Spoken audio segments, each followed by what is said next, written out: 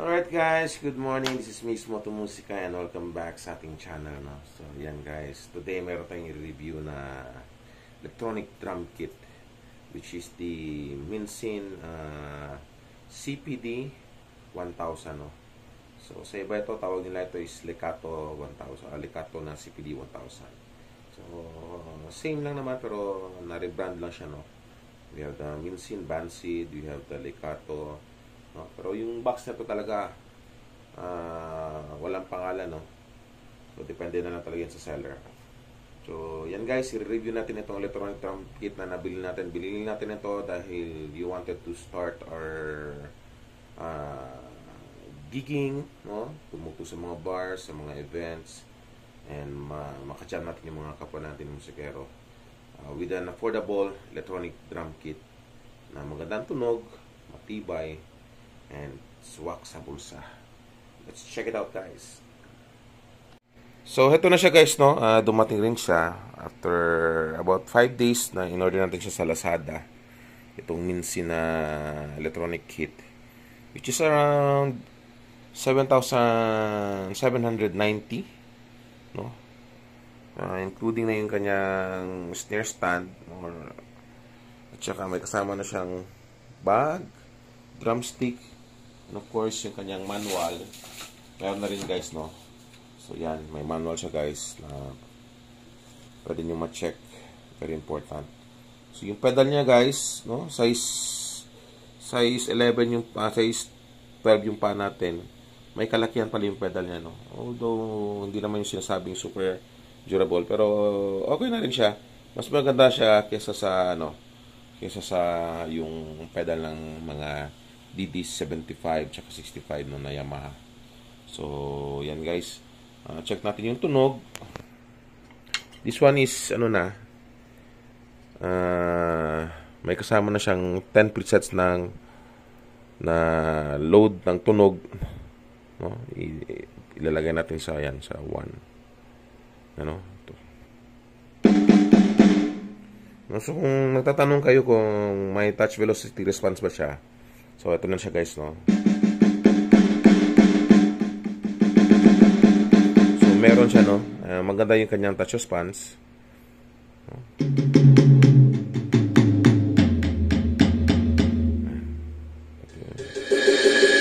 So, hindi lang natin siya ma-mute. No? Hindi natin siya ma-mute. Pero, so far, okay lang din naman siya. No? So, yan. Mandami pa guys, no?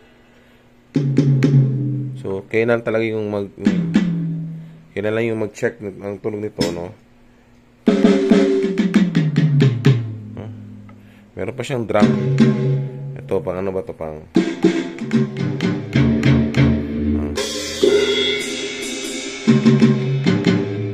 Parang siya pang, jungle kit.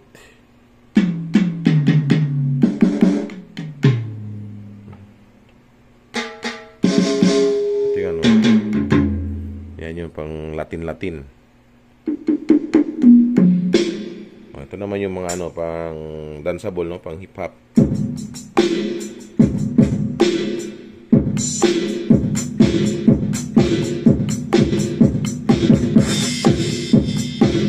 So far maganda naman yung tunog niya. Ito yung parang concert drums, no? Pang orchestra.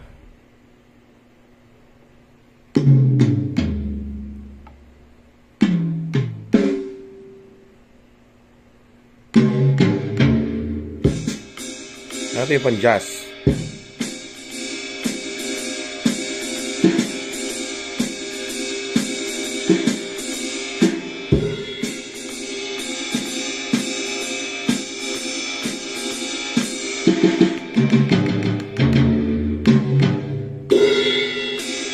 Ini parang jazz kit niya.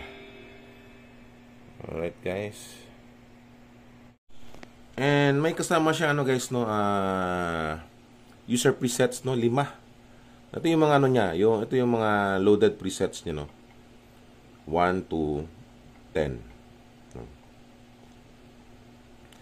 Pag lampas mo ng 10, meron na siyang user 1. So pwede kang mag-setup ng kit mo para sa desired gigs mo. Ito like may 01, nakaset up ito na pang love song. No? So you have the rim click here, thumb, hi-hat, crash, ride. Sa user ito naman, ito yung mga pang alternative, mga alternative natin, no? Or mga pang rock, pang pop rock. So, may splash ay dito nilagay, and yan. Sa Trico, ito yung mga ito yung mga pang disco.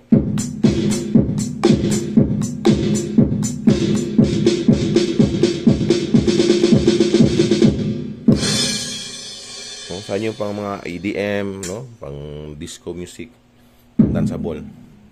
Then, moving forward, ito naman yung, kung gusto mo na parang may bell, yun.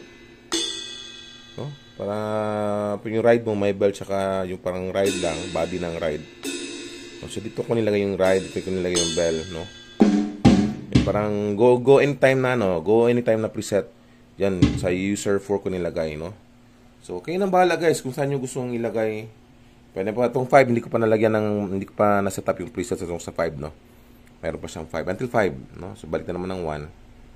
So far, mag-i-enjoy talaga tayo.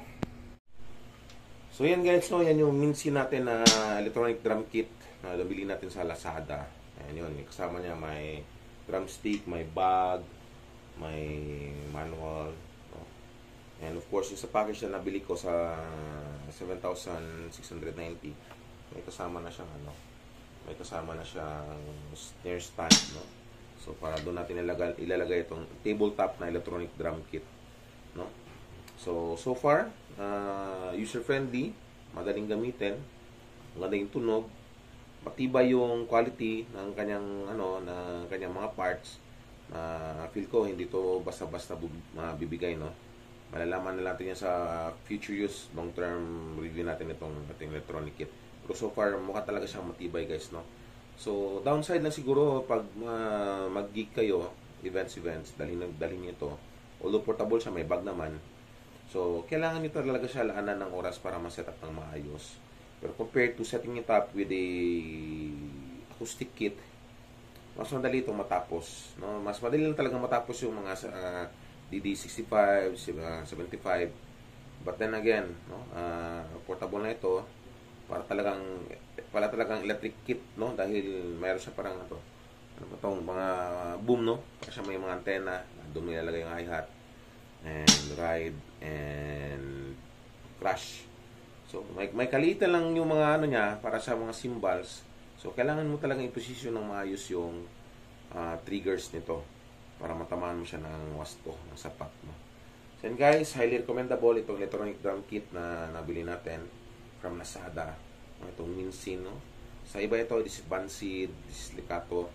But then again, yung product number nila is CPD 1000. So right guys, sa mga hindi pa nakapag-subscribe, subscribe na kayo sa channel ko, Mix Moto Musika. Like me on Facebook, follow me on Instagram, and also TikTok, Mix Moto Musika. So yan guys, see you again next time sa mga panibago nating mga videos. And ako'y magpapaalam na. Paalam guys, bye!